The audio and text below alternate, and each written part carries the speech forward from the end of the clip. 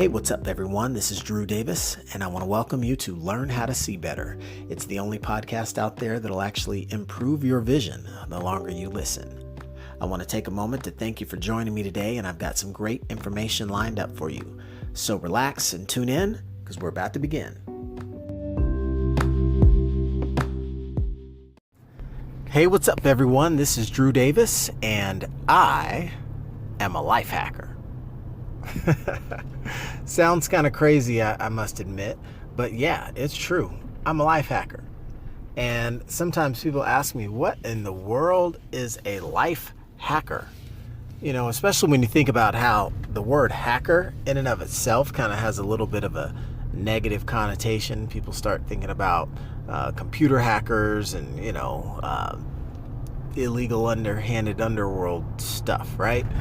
But a hacker, in a sense, if you actually think about the definition of what someone's trying to do when they're looking to hack something, they're essentially looking to crack the code. They want to figure it out. They want to essentially understand the underlying elements of how something works so that they can effectively reverse engineer it in such a way that it will serve them. So when I say that I'm a life hacker, all that simply means is I'm looking to figure out how life best works and how to best organize things in my world so that I can reap the benefits of my own initiative, intellect, and hacking abilities, right?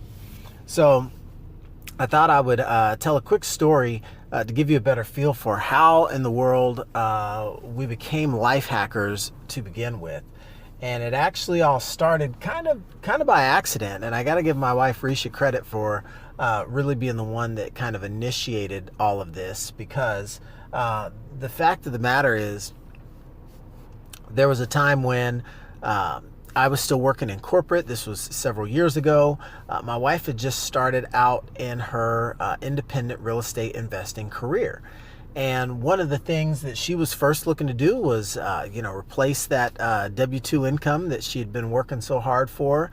And one of the things that was difficult to manage was the fact that we not only had, quote unquote, surrendered one of our steady paychecks, we also brought new life into the world. We had our first son. And so when you think about the logic of, you got a new kid and your wife quits her job, what in the world is that, right?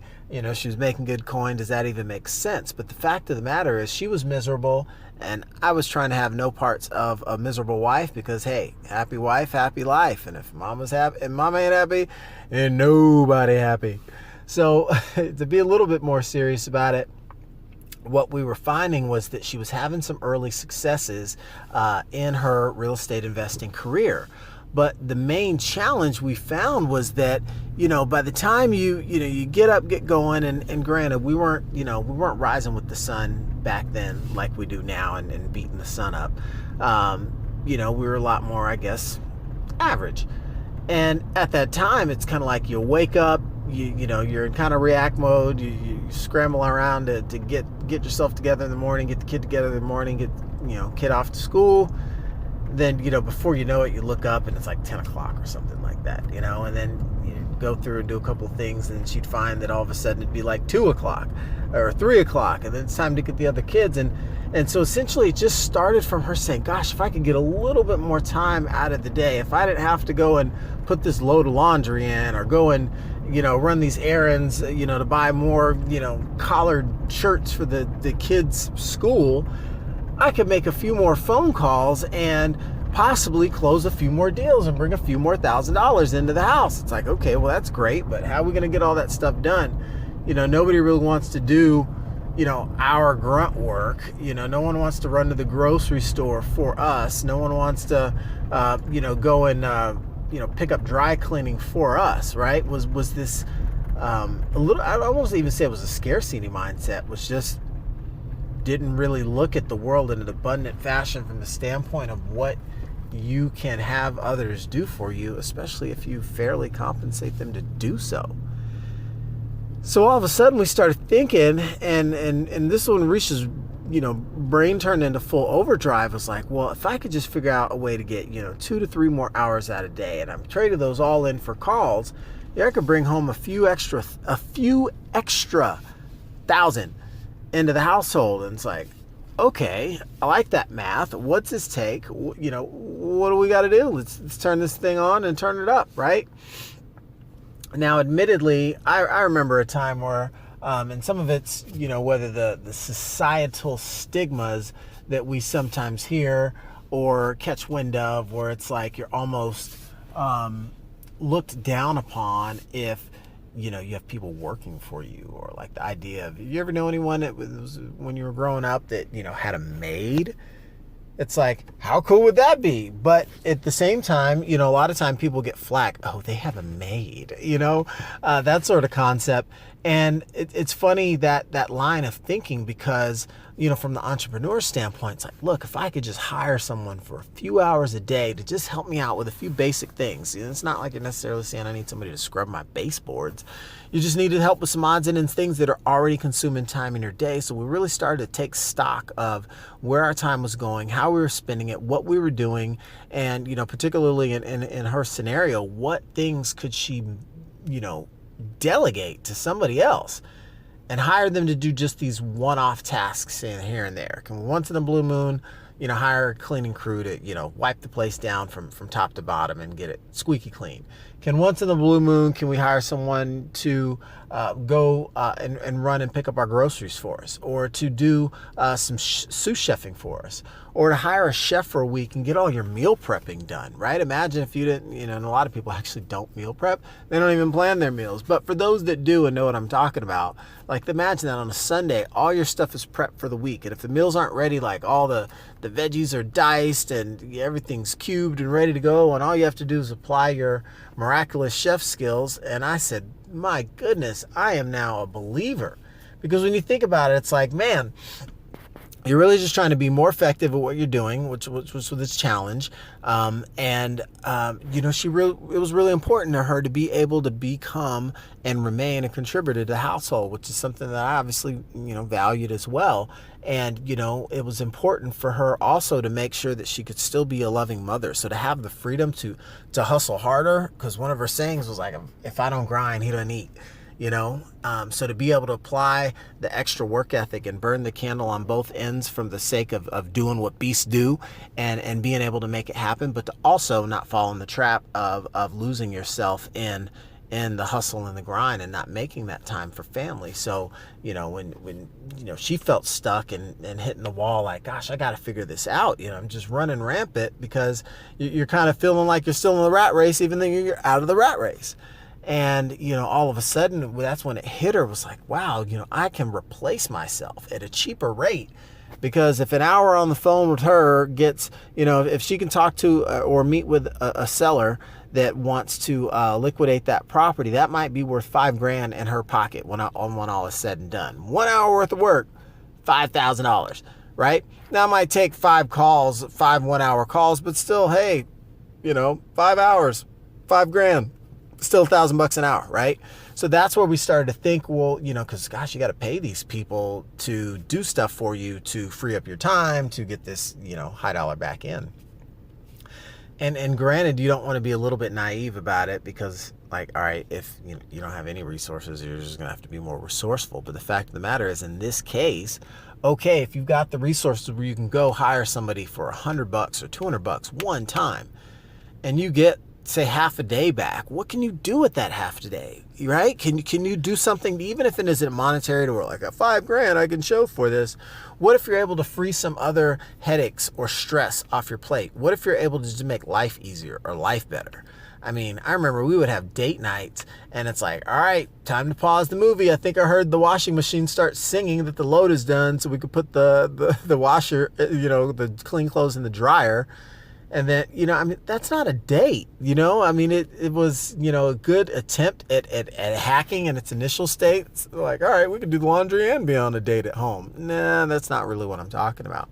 And so what we really just started to see from this experience, because all of a sudden we got the house clean, and then we would go get these other things done where, we were kind of like hiring out and tapping into someone else's expert secret. Someone else's genius zone that was able to be something that, the cleaning crew that cleans houses, and that's what they specialize in business, They don't care that there's, pee-pee around the base of the toilet from the kids. Like that's all water under the bridge or water under the bowl. Anyway, but the stuff that we detest, the stuff that we can't stand doing, the stuff that sucks the energy out of us should be the things that we specifically look for and target and say, my goodness, if I didn't have to do this, how could I be spending my time? I always like to give the analogy. It's like if you're a lawyer making $400 or $500 an hour, what are you doing mowing your own lawn? It's a waste of your time. You could be billing another client. You could just be having some high-end rest and relaxation, or you could be paying a neighborhood kid $10, $20 to get it done for you, right? And now you've got your time back. And so that's where we really started to shift and say, this whole life hacking thing, this is really just about being smarter. It's about being smarter about the areas of your life that cause most people challenge, and the areas of our lives that we want to be more efficient, more effective, and also have a means by which we can do what we want to do and be in a better position to make those things happen. Because you know what? You can get more money, but you can't get more time. So that's part of our belief in why time is more valuable than money. It's very simple and straightforward when you look at it that way. And as most people that have a job would clearly agree, every couple of weeks you get more money, right? Because you've traded more time. So the idea that you're going to go under because you get someone to go pick up your dry cleaning or someone to do some task for you is a little bit short-sighted, because you're not looking at the big picture and what's the value that you place on your time. Have you ever been stopped at the water cooler by a coworker that wants to, chit chat and chum it up about, their weekend, this, that, and the other? And it might be a nice person. You might be halfway interested to hear about what they have to say, but you don't necessarily want to chew up 15 minutes of your workday, in some cases 30 minutes of your workday, yakety-yakking by the water cooler, right? And the idea is, what value do you place on your time? Will you let someone just talk a hole in your head and you don't get anything out of that 30 minutes worth of time? Or do you get smarter, right? Do you look at maybe going a walk around the block while listening to some mentally uplifting motivational messages, right? Start stacking your activities and look at, going from hacking to stacking. I mean, there's a whole bunch of different ways you can look at it. It's not all about paying people to do stuff for you. Life hacking can be as simple as educating yourself about sleep cycles, as an example, to get more efficient sleep. Because everyone knows if you don't get good enough sleep, then guess what? It's going to affect the functionality of your brain in so many different ways. And I'm not even trying to get into, what those effects are, right, of sleep deprivation. But the point is, you can learn how to have better sleep. And there's a couple of tricks when you understand how sleep works, that if you put a couple of those into your life, you can actually have more restful sleep with less hours of sleep. What? Yeah. Ask about it, read about it, look it up, GTS, Google that stuff. Yeah, so these are simple examples of life hacks where little tiny pieces of education can come back and serve you. And if you just can unlock the secrets, then you too can be the recipients of feeling like you've got that 25-hour day, that 30-hour day. But it's really a philosophy of looking at things and saying, where can I constantly make some improvements, right? It's like Kaizen or Kane, right? Constant and never-ending improvement. That type of attitude and philosophy for us has been one of those key things that have served us. And it's almost a philosophy shift. So yeah, I'm a life hacker. I'm also a finance hacker. I'm a funnel hacker, right? I mean, I'm hacking the things that I see in life that make sense for me to be able to take advantage of and say, hey, you know what? Most folks out there asleep at the wheel they're just not rocking it right? So I'm going to figure out some ways to do these things. So maybe on another episode, what I'll do is go into specifically more of these life hacks that we've implemented. But I gave a couple of examples. I mean, like I said, simple things from outsourcing chores, paying someone else to do the mundane tasks that you don't want to have done is one form of a life hack. But there are others as well. There's like I said, things related to your life functions, related to sleeping, related to eating, related to your nutrients, related to your physical activity, and in exercise. I mean, there's so many different arenas. There's, relationship hacks. I mean, the list goes on, but it's really about having that abundant thinking of how can I continually make my life better and kind of outsmart the structure of the setup that I'm in. Because a lot of times we don't even see the limiting bars, or the limiting circumstances around us, right? Does the lion really see the bars of the cage he's trapped in? Who knows? So what I want to drive home is the idea of being a life hacker requires no college degree. You don't have to pay 50 grand to get admission to the special offering that teaches you how to do this. I mean, I think it'd be worth 50 grand for a lot of people to learn how to life hack. I feel it's been worth at least that much to us, but the point is it can be done. It's about being open to experimentation in your own world in subtle ways that can start to add up and have a magnitude effect over time.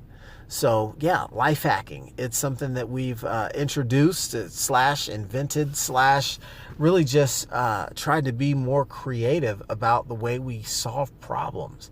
And part of that has come from our business education. The bigger the problem you solve, the better you're compensated, right? It's kind of one of the laws of the universe. And as we continue to exist in this universe and look for ways to be our best versions of us, we understand and recognize that time can be one of our biggest assets, but it can also be an enemy, and it can also work against us. And so you want to be able to leverage and hack time as best you can and hack your life. And stay tuned. If this is something that you guys want to hear more about, I'd be happy to share. But I wanted to introduce the concept. I'm a life hacker. It's something I say with pride from the standpoint of, yeah, I got tricks up my sleeves that I sometimes feel like give me and give us an unfair advantage. But that's the beautiful thing. It's not something that I'm over here, hoarding the information, hoarding the data points. No, not at all.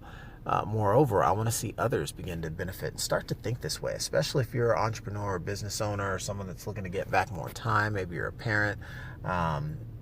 This could really be for you, because a lot of times we start to feel overwhelmed when we have too much going on, and many of those things don't need to be on our list, and many of those other things need to be handled by someone else on our behalf. Because if if what you do for a living, you're worth, $100 an hour, you shouldn't be doing $10 an hour tasks. As far as, when it's related to making money, hire somebody else to do the $10 task, for your business, let's say, and you do the $100 task. You be the one making sure that the business is producing the revenue if that's where your skills are best suited. And then you can leave, you kick up the dust and leave all the other stuff up to someone else, because there's a lot of folks that are used to cleaning up after the individuals that do kick up the dust. Okay?